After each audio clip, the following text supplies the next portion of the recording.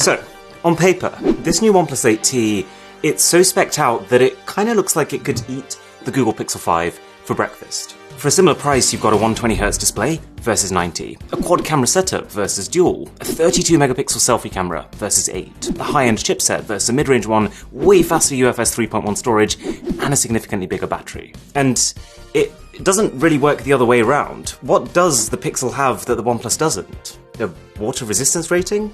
Yeah, kind of, but the OnePlus still has seals to protect against water damage anyways. The Pixel has wireless charging, OnePlus doesn't, so I guess that's a positive. But really, wired charging is way more efficient. I made a full video about that. And in that category, the 65-watt OnePlus charging kinda demolishes Pixel's 18 watts. You don't even really get the historic software advantage that Google has had, because OnePlus's software has improved to a point where I would say it's not just visually similar, but it actually offers a lot of features and granular customization that Google's doesn't. Plus, they're shipping with the same Android 11 and the same 3 years of promised software updates. The 8T really feels like OnePlus took their best phone and just turned a couple of things down. But the Pixel really feels like Google started with a budget phone and turned a few things up. But, like, not quite enough. It genuinely almost comes across as if Google doesn't care about the Pixel 5. And there's a couple of other things that back this up. How their budget phones are outselling their flagships many times over, and how they're apparently only producing something like 800,000 Pixel 5s. As if they're already preparing for it to not sell well. Plus, I was watching their launch event just feeling a bit puzzled. Google spent 20 minutes talking about their smart speaker and Google TV, and literally 8 minutes talking about their phones. And of that, I want to say 1 minute talking about the Pixel 5 itself. Now just for a second, contrast that to OnePlus, who held a 1-hour event almost exclusively for the 8T. And the 8T isn't even their main launch this year.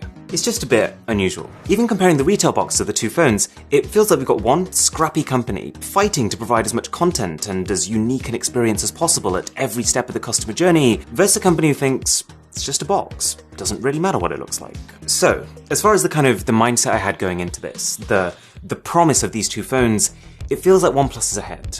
But how do they stack up in practice? Well, externally, the OnePlus is fine.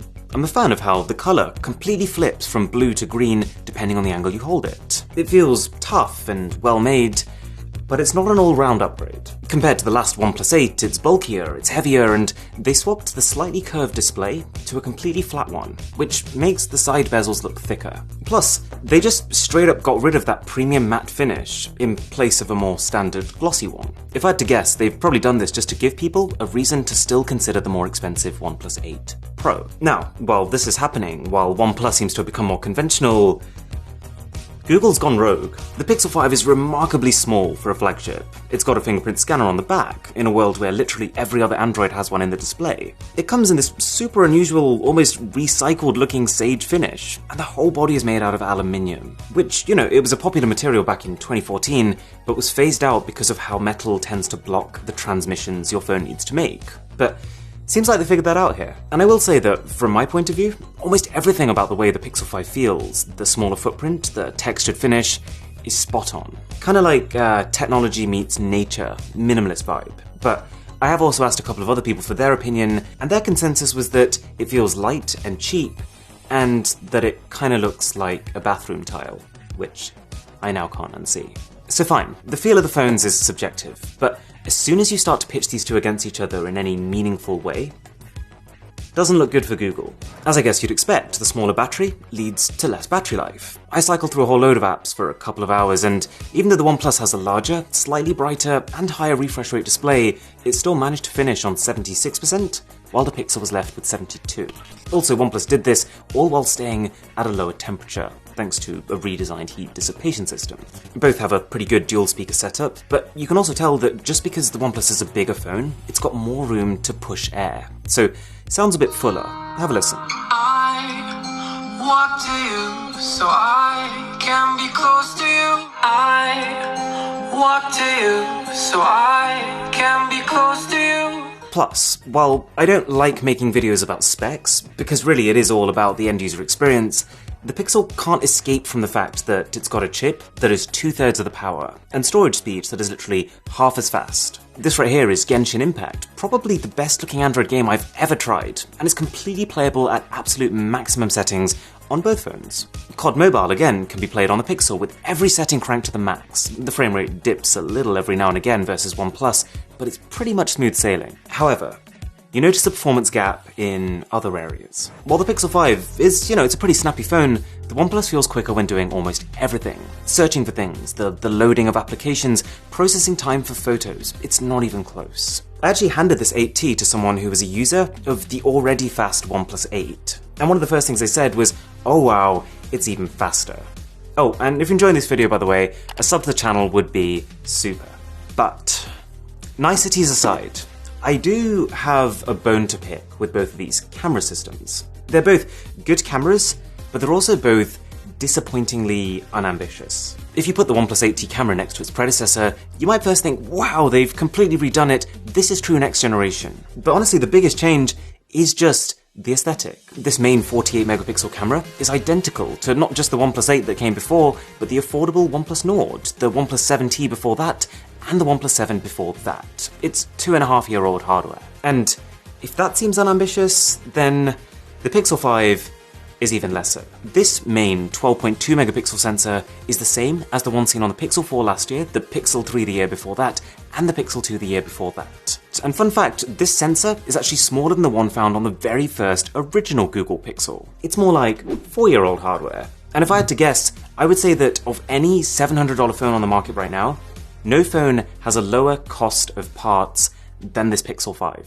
They're good cameras though, both of them. These are both companies who are making the most of what is there. They're really taking advantage of the fact that they've spent a long time using one specific set of hardware, so each year they've managed to kind of squeeze a little bit more out of it. So if you're coming from a 3-4-year-old flagship phone, you're going to be really happy. These are reliable cameras. They're cameras with which you can pick a subject, snap a photo, and you can trust that it's going to be good.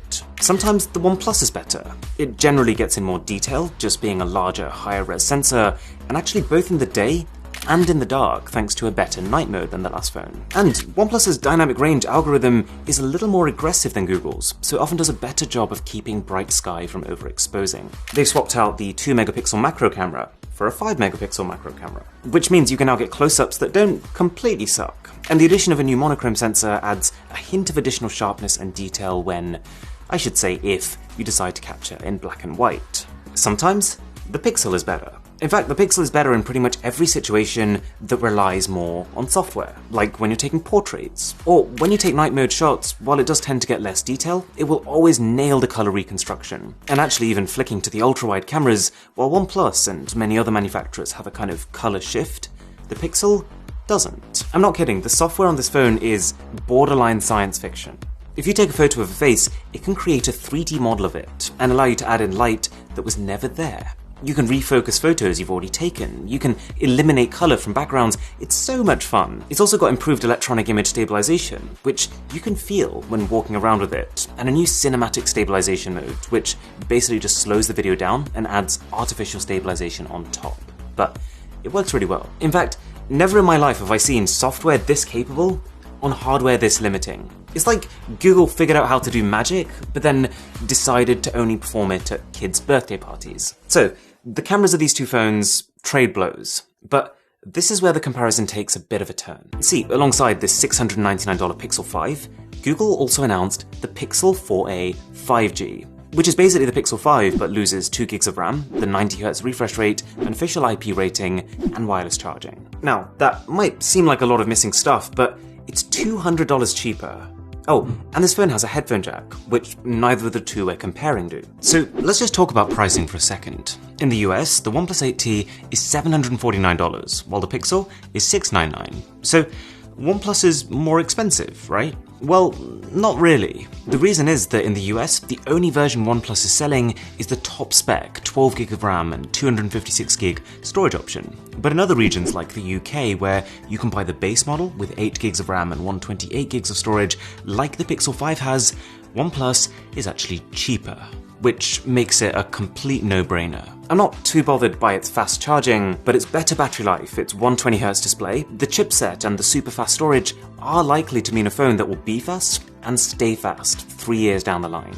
They have also integrated optimized charging as a software feature, which can kind of help to protect the batteries. I'll leave a link to the video all about batteries up here somewhere. But at the same time, I think that Google's weak hardware, strong software strategy makes more and more sense the more affordable phones become. Because in the budget and the mid-range segment, none of the competition has high-end hardware, so Google isn't getting out-competed. So while the Pixel 5 is decent value at $699, I'd say the Pixel 4a 5G is good value at $499, and that the normal Pixel 4a is exceptional value at $349. But just remember that in some regions, including the UK, both the Pixel 5 and the Pixel 4a 5G just don't make as much sense because of how affordable the OnePlus is. Alright, thank you so much for watching. Do consider subscribing if you enjoyed it, that'd be amazing. My name is Aaron, this is Mr. Who's the Boss, and I'll catch you in the next one.